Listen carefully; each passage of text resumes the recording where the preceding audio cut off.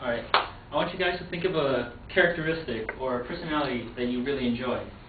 Say it might be loyalty, creativity, bravery, courage, all that. Put it into your mind. Tell me, and think about why it makes you think it's special. Well, an African queen once says, "Nature is what we put into the world to raise above."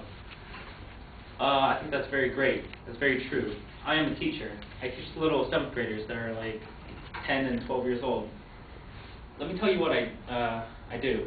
I can make the entire room become silent just by clearing my my throat. I can make a cheating student cower in fear when I walk by. I can make the biggest class clown feel like a total moron by shaking my head and frowning when he said a really offensive joke. I build their character in class every day. If I teach them teamwork when I give them an assignment so they can work together. I teach them cooperation, that everyone has to have a fair share in the group. I teach them to be loyal to one another, making sure that each person is responsible for something. I teach them all these great natures because I do believe that the students that I teach are the future, so that I can whatever I teach them, they can pass on to someone else. I also make parents tremble in fear when I call them in the middle of the night about their student. I'll say, "Hello, I'm Mr. Doe. I teach your student. I teach your son. I'd like to talk to you about what your son did today. He said to the biggest bully in the class, 'Leave that kid alone. Pick on someone your own size.'" That is the proudest moment of my life when I know that my students will stand up for someone else. And let me break it down for you so you know what I say is true. The kids that we teach today are great. What about you?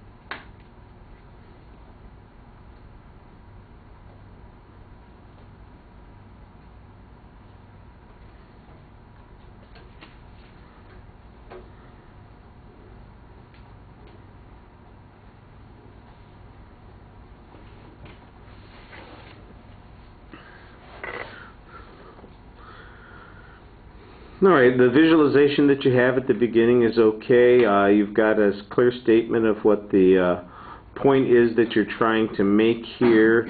Although the relationship to the topic was a little uncertain, there's not really much of a structure to the presentation, but you compensate by that by just, plowing forward, which, sometimes is a good way to convey some confidence even when you don't necessarily feel it. I think you've got a couple of good examples you could perhaps add some extra detail to. I'd like to hear what the conversation was with the parent when you were sharing that proud moment instead of the bad moment. Here's the bad thing you did, here's the good thing that you did, and maybe tell a little bit more of the story there. But you've got some good examples there. It needs, like I said, a little bit more structure. On presentation issues, the stuff that's really solid. You project really well, you've got good variety in your voice. Like I said, the pacing, I think, you sell a lot of stuff with the pace of the presentation. I thought maybe you were rushing a little bit, but that's one of the ways that people kind of compensate for a little uncertainty about the content and maybe to try and compensate for the anxiety. As a result, you finish, I think, quicker than you might have otherwise. You've got some good indicators. You generally look out at the audience and are pretty confident when you're talking to us. The one place where anxiety issues come out are in your feet. There's a lot more movement than you want. And like I said, maybe it might also be an indicator of some of that anxiety, the speed with which you're going through things.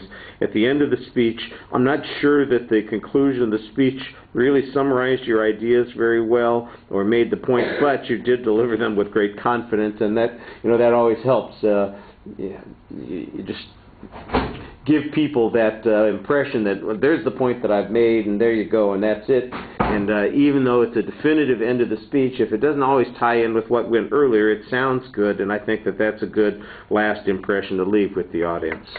All right, thank you.